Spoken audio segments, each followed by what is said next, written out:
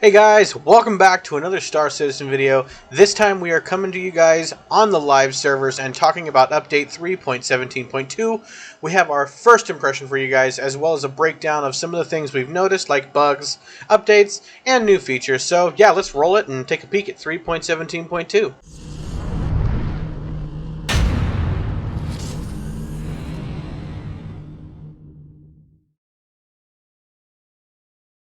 So we're going to start out with our first impressions of the new update. The first thing we did was head out to the Siege of Orison event, and on our end, we had a lot of fun.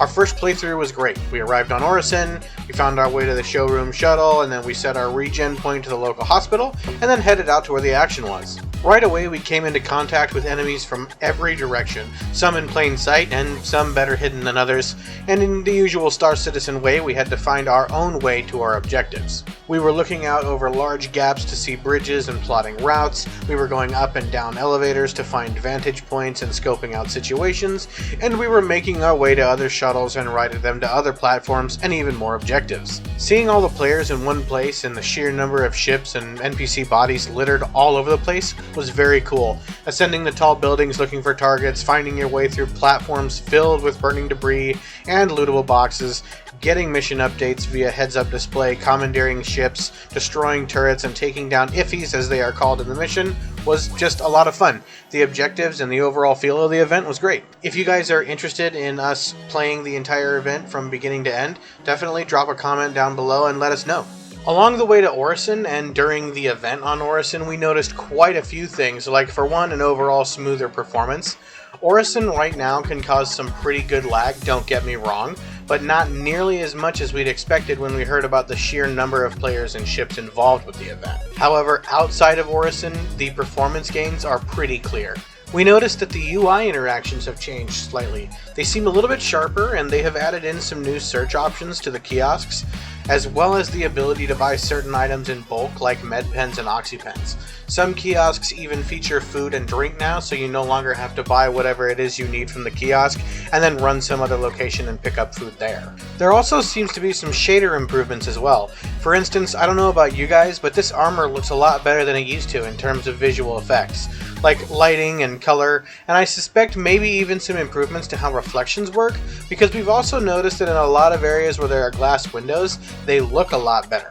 It would appear that the guns have had some improvements as well. Not only do guns now have the colors they are supposed to for different variants, for example the Boneyard P4AR is now actually white, but there also seems to be some updates to the ADS design as well. This reflex sight no longer looks dull with the reticle fixed in one spot, and instead looks like it's actually on the glass. It changes with the angle of the weapon as well, and it looks generally sharper and more aesthetically pleasing. Some of the animations look like they've had a pass over as well, because they seem more fluid or slightly different. This also extends to the player animations as well, where when you used to look at players and they'd be walking around and it would look incredibly janky, they appear somewhat smoother now. I mean, it still has its moments, but a lot of the time things look the way they should as far as players walking around. Stations and Lagrange points like Mike L1 have changed slightly as well, where stations now feature these new hangar bays, and some areas have also had the surrounding areas moved or spread out just a little bit more.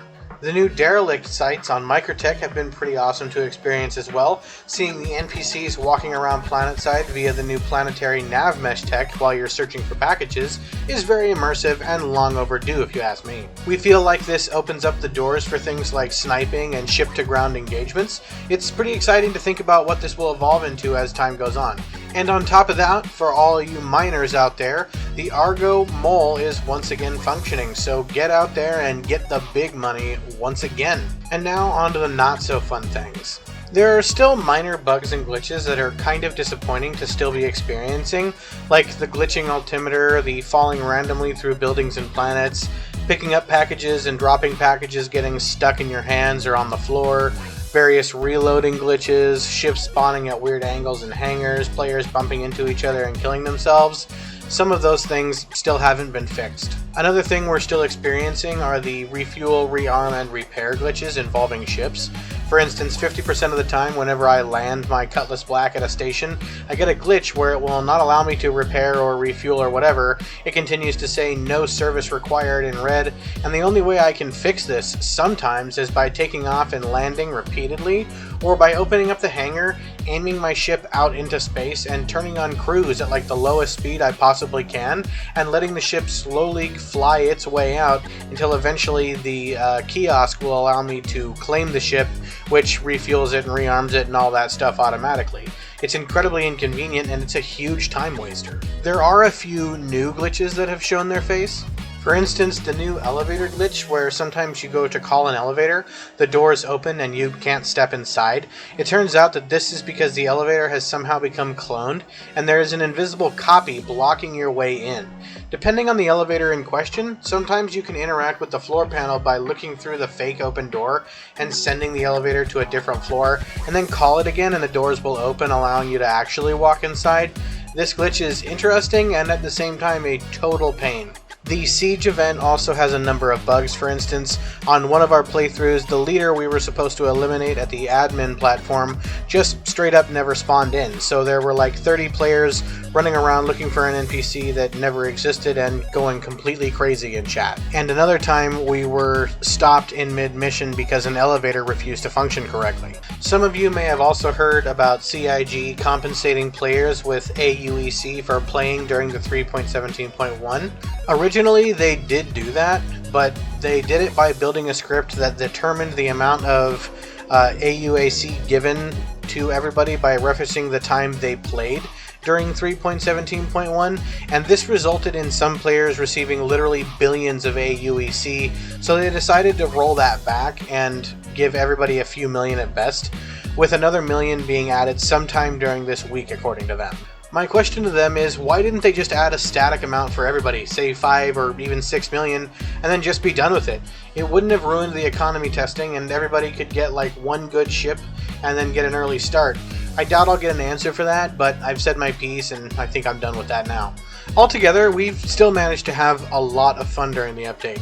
If you've been taking a break lately and you're considering jumping back in and having some fun with the rest of us, the Siege event is definitely fun.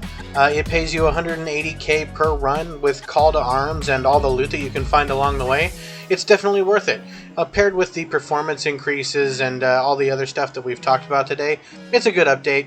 Jump back in, give it a try, see what you think. There are a number of new things to experience besides the Siege event, like the research missions and the delivery missions with the derelict sites, as well as the Jumptown event that myself and Malt actually didn't get a chance to do yet. At the very least, they're interesting and they're a good break from the stuff we've been doing up until this point. So again, consider hopping back in and giving them a try. One more thing before we close out. We're going to start playing a little game on this channel, and the winner will get a shout out during our subsequent video. In each of our videos, we're going to hide a hot dog somewhere, and the first person to comment the timestamp and the location of the hot dog will get a shout out during our next video. There is no prize beyond the envy of your peers when you see the name at the end of our latest video and we read it out, but that might change one day depending on how popular this channel gets. Also, we're going to call this game Have You Seen My Weener?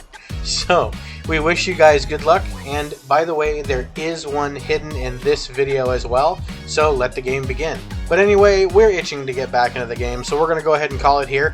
If you enjoy our content, consider dropping us a like as well as hitting that notification bell and subscribing so that you can be notified when our next video comes out. Every time you guys interact with this channel, it just means the world to me and Malt. And we want to thank you guys ahead of time for that, as well as for making it to the end of this video. And just like every time before, we hope to see you all out in the verse very soon, and definitely don't forget your med pens. Peace.